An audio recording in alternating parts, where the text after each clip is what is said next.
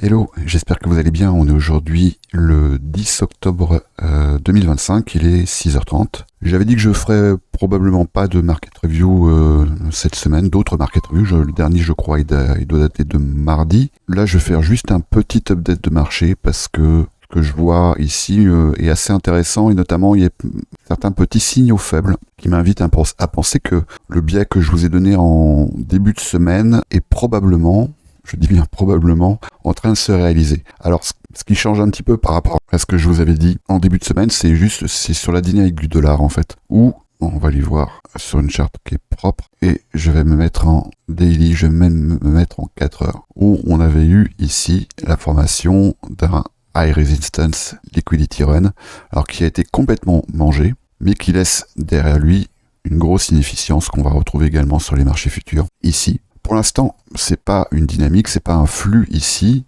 qui invalide encore la dynamique baissière du dollar. Et on voit que là, actuellement, le dollar, qu'est-ce qu'il est en train de faire? Il est en train de retravailler un fair value gap qui est baissier, il est ici. Et que là, le dollar, il semble réagir au contact de ce fair value gap baissier. Si je vais voir après ce qui se passe en une heure, on voit que ici, on a un début de réaction.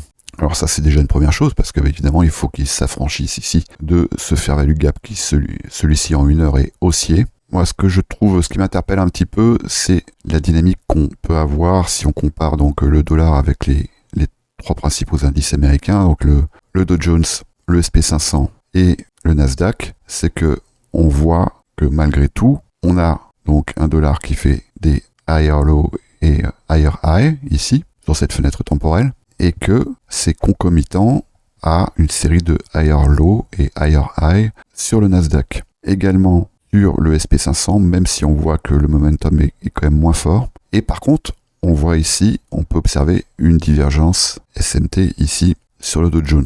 Alors ça, c'est un premier signal qui pourrait nous indiquer que le Dow Jones donne le chemin et que les indices s'engagent peut-être sur un flux baissier.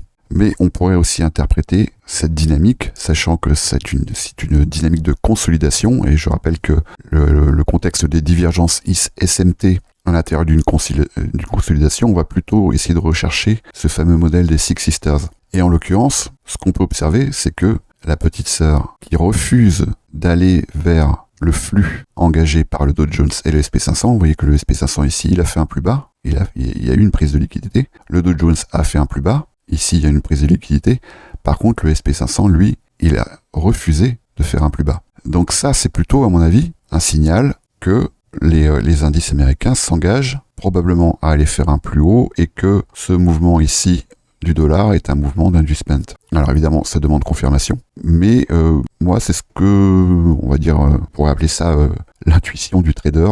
Alors après, on va se calmer parce que mon intuition, elle me trompe quand même régulièrement et ça fait partie du jeu du trading. Mais je reviens encore une fois sur ce que j'avais dit en début de semaine, c'est que pour moi, ce mouvement du dollar ici est un mouvement de manipulation. Et que, alors je sais pas s'il va aller faire des plus bas, mais en tout cas, il a fait un travail ici qui était important. Et là, je vais remettre l'indicateur de Viniz. Et notamment, il est venu ici retravailler le fair value gap dont je vous parlais tout à l'heure. Alors, on a eu ici la constitution d'un breaker, donc en admettant qu'il réagisse ici, il va évidemment falloir qu'il s'affranchisse de ce breaker.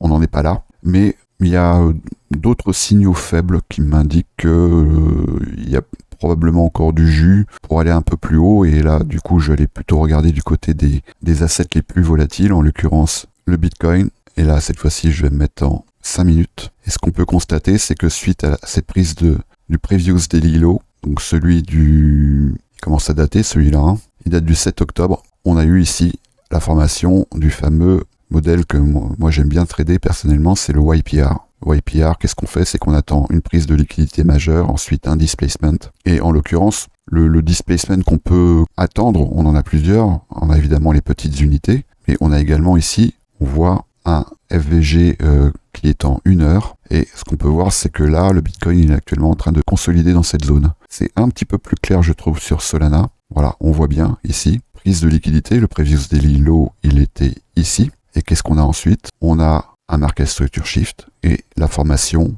d'un fair value gap en 1 heure que le prix vient retester. On a une réaction et suite à cette réaction, on a, et là on est actuellement plein dedans, la formation d'un breaker en 1 heure. Et là, le prix est actuellement en train de retester cette zone de prix. Alors, ce qui pourrait ne pas plaider en la faveur d'un bounce, c'est simplement qu'on est vendredi. Et que vendredi, c'est souvent une action du prix qui est assez piégeuse. Mais à mon avis, si piège il y a, je pense que ça pourrait être un piège baissier qui pourrait inviter tous ceux qui se sont positionnés ici à passer vendeur. Si je regarde sur Solana, et c'est le cas pour plusieurs assets d'ailleurs, on voit ici, on a 2 previous daily high qui sont vraiment à quelques ticks près. Alors après, méfions-nous quand même des points d'intérêt, j'avais fait une vidéo là-dessus, les points d'intérêt ils peuvent rester actifs très longtemps, mais on en a quand même plusieurs ici, sur Solana, on en a 2 là, sur cette zone, voilà, là ils sont vraiment très nets ici, et on en a également 2 ici. Voilà, bon, ça